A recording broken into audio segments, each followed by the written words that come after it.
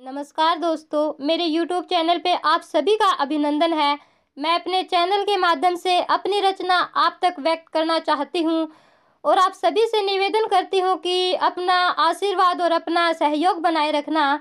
मेरी आज की कविता का शीर्षक पापा के ऊपर है। मैंने एक पापा और एक बेटी के संबंध को दर्शाने की कोशिश की है। माँ पे तो हर कोई लिखता है, लेकिन बहुत कम लोग होते हैं जो पिता पे लिख पाते हैं, क्योंकि पिता होता ही सबसे अलग है। पिता सब कुछ होता है। तो मैंने कुछ लिखने की कोशिश की है। एक लड़की होती है ना, उसकी सारी जिद अगर कोई इंसान पूरी कर सकता है तो वो सिर्फ एक पिता होता है। पिता सबसे अलग होता है। तो मैंने कुछ इस तरह से लिखा है। पिता मेरे सबसे न्यारे चमके नभ में जैसे तारे, पिता मेरे सबसे न्यारे चमके नभ में जैसे तारे, बड़े नाज से मुझको पाला पूरे किए मेरे अरमान सारे, बड़े नाज से मुझको पाला पूरे किए मेरे अरमान सारे। हमारे परिवार का आज तक का रिकॉर्ड रहा है कि चाहे लड़का हो या लड़की हो, किसी को स्कूल एजुकेशन के लिए बाहर नहीं भेजा गया।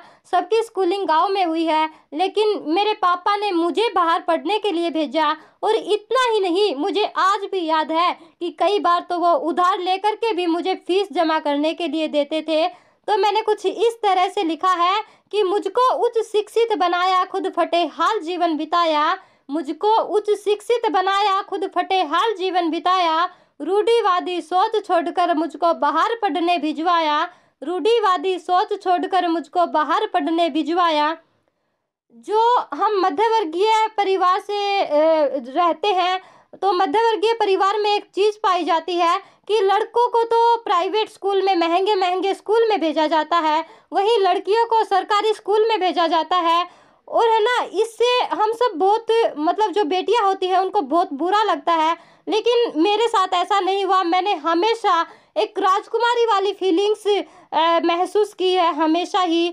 और मुझे एक चीज़ याद है, एक इंसिडेंस याद है मेरा खुद का। आज से 10-12 साल पहले मैंने पापा को बोला, पापा मुझे साइकिल चाहिए। तो पता है, मेरे पापा जब शहर गए ना और जब आए तो उनके साथ में एक साइकिल थी, और वो भी लड़कियों वाली साइकिल। उस टाइम वो 2800 कुछ की आई थी। आज के समय वो 2800 रुपये 10-15 हज़ार के बराबर होंगे। तो जहाँ पे खिलौनों के लिए तरसना पड़ता है मिडिल क्लास फैमिली में, वहाँ एक पापा एक बेटी के लिए साइकिल भी ले आए। मीन्स मेरे लिए तो वो बहुत बड़ी बात थी। तो मैंने यहाँ कुछ इस तरह से लिखा है।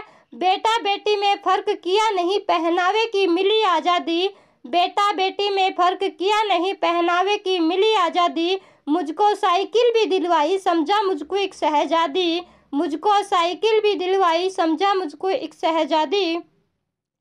मैं बहुत किस्मत वाली हूँ जो मुझे ऐसे पापा मिले। तो मैं ईश्वर से यही प्रार्थना करती हूँ कि हमेशा मुझ पर मेरे पापा का आशीर्वाद बना रहे। मेरे पापा को भगवान जी लंबी आयु दे और उनको हमेशा खुश रखे। तो लास्ट में मैंने अपने शब्दों को इस तरह से समेटने की कोशिश की है कि मेरे पापा पर नाज मुझे है, करूँ इससे यही वंदना, मेरे पापा पर नाज मुझे है, करूँ इससे यही वंदना, सदा शीश पर हाथ रहे, करूँ यही मैं अभ्यर्थना, सदा शीश पर हाथ रहे, करूँ यही मैं अभ्यर्थना। पापा मेरे सबसे न्यारे चमके नभ में जैसे तारे, बड़े नाज से मुझको पाला पूरे किए मेरे अरमान सारे, पूरे किए मेरे अरमान सारे। तो यहाँ पे पापा की जो कविता मैंने बनाई है वो पूरी होती है।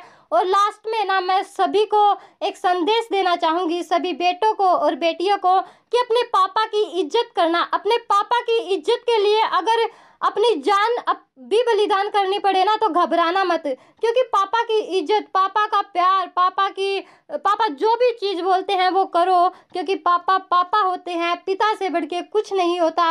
और इसका एक बहुत बड़ा उदाहरण है भगवान श्री राम प्रभु, जिन्होंने अपने पिता का वचन रखने के लिए, जिन्होंने अपने पिता के वचन के लिए, जिन्होंने अपने पिता का नाम कहीं डूब ना जाए, सिर्फ इसके लिए एक सेकंड भी ये नहीं सोचा कि मैं वनवास जाऊंगा। जो राजमहलों में रहने वाले भगवान श्री राम प्रभु, मतलब बिना सोचे ही वनवास को चल दिए।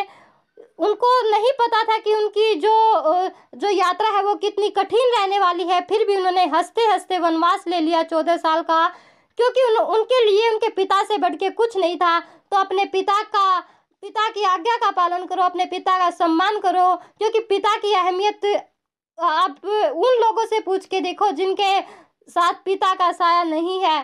तो पिता का सम्मान करो दोस्तों, और पिता की इज्जत को हमेशा बनाए रखना, उसके लिए चाहे कुछ भी बलिदान करना पड़े।